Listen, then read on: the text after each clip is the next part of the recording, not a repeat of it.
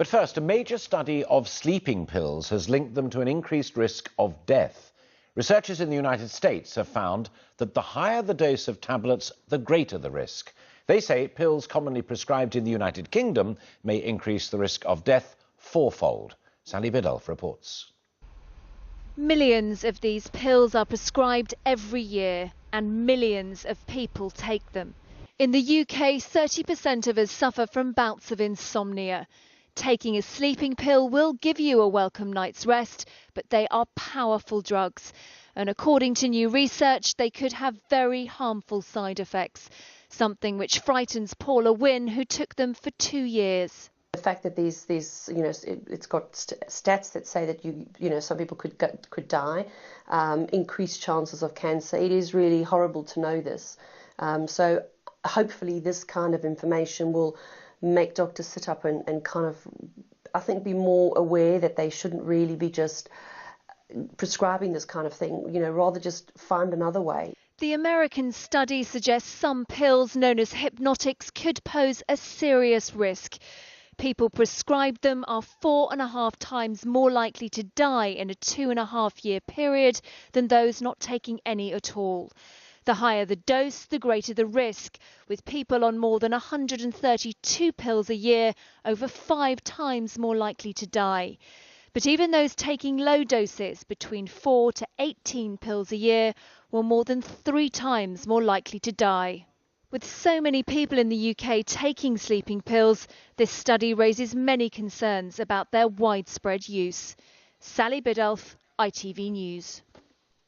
Well, joining me now from our central London studio is Nina Barnett from the Royal Pharmaceutical Society.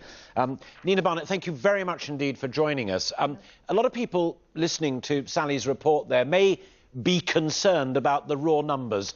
Put it into context. How worried should folk be?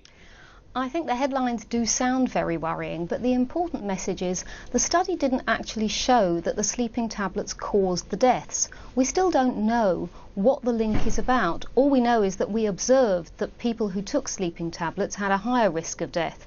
So I think the message to everyone is that there is no immediate danger, and there's certainly no need to immediately stop taking your medicines. In fact, I'd caution against that.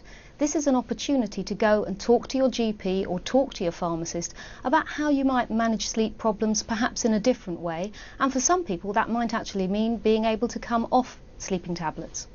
The report also talks specifically about those old enemies of smoking and drinking and being overweight and what have you. So, as is so often the case, this is all about health context rather than clear specific.